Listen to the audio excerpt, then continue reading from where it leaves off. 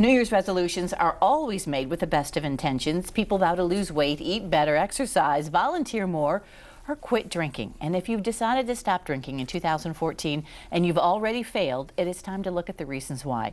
Joining me with more is Ed O Reilly with the Neil Kennedy Recovery Clinic in Dublin. And Ed, it's a pleasure to see you here again. Good to see you, Gail. Why would folks pick now, New Year's, as a time for this resolution? Because I think it's hard enough with that pressure to keep a resolution than to do it at the start of a new year. Well, it's a conventional thing to do. True. Also, to some extent, some people use it as a bargaining chip to get through the holidays, i.e., if you cut me a little slack on the partying, I will quit.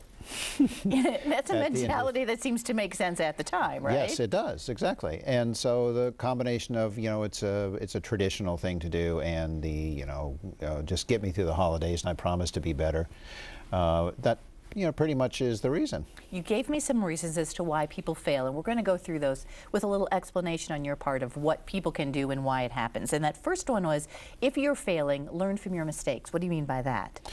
Well, generally, what a lot of people do is they just go, I just need to try harder. Okay, the issue, oftentimes, particularly with drinking, they won't even have any kind of a plan at all. They're just, well, I'm just going to stop. Okay, well, that's not impossible, but it's a low percentage approach. Okay, if you're going to alter a life behavior, which sounds, I guess, a little pretentious, but that's what it is. I mean, it's altering an important life behavior. And if you're needing to stop, or if you feel, or someone else around you feels you need to stop, then it's a significant life behavior. If you're going to change it, you have to take a more comprehensive approach. And what most people do is they just go, I'm just going to stop. So making a plan is a very important part of this step. Yes, it is. And most people think, well, why should I do that? But they plan other aspects of their life, and yet they can't see that they should have a plan to stop drinking. Right. Exactly. And that's the, I mean, I hate to go back to that old cliche, I think it was Patton or somebody who says, those who fail to plan, plan to fail. That one. I mean, it works that way. Now, to some extent, what's happening here is it didn't work, not because there's a flaw in you necessarily, it's because it wasn't going to work. If you take a low percentage approach and then you fail, two things happen. One, you fail, but two, you kind of beat yourself up a little bit. You say, well, gosh, I must have done something wrong, or there must be something wrong with me, this didn't work. I'm going, you picked a way that wasn't going to work. Well, that kind of dovetails in this next one, which is don't rely on willpower. Willpower alone isn't going to do it. This is a tough thing to do.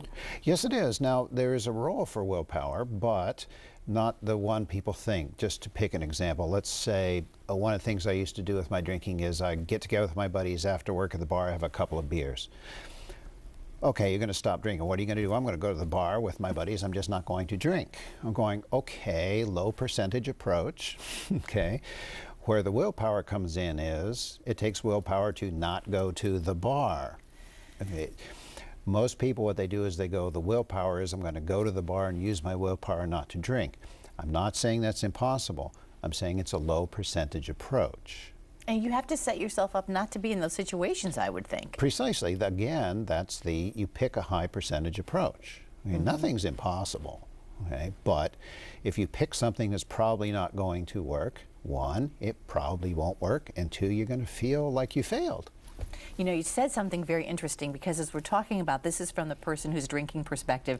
There's family and friends on the outside that want to help but can't. And you said those folks sometimes vacillate between feeling angry and guilty at trying to get that person help. Yes, there's a limit to what you can do to get me to stop drinking. And part of the issue is that when you care about someone who might have a drinking, or for that matter a drug problem, you tend to whipsaw back and forth between feeling angry, because they're typically doing things you don't like, and feeling guilty, because you do care about them, and you go, oh gosh, if they have a problem, it's not right for me to be mad at them, and then you're mad at them, and then you're guilty, and then you're in it. There's a technical term for that. It's called, it'll make you squirrely. Yeah, I can see that. If someone is watching this now, and we hope that they may come to that realization that they need a plan, your phone number has been up there, Ed, so hopefully some or family members trying to find the right approach will reach out to you, especially as we start this new year. Very good, Gail. Ed, thank you. Nice to talk with you. Nice.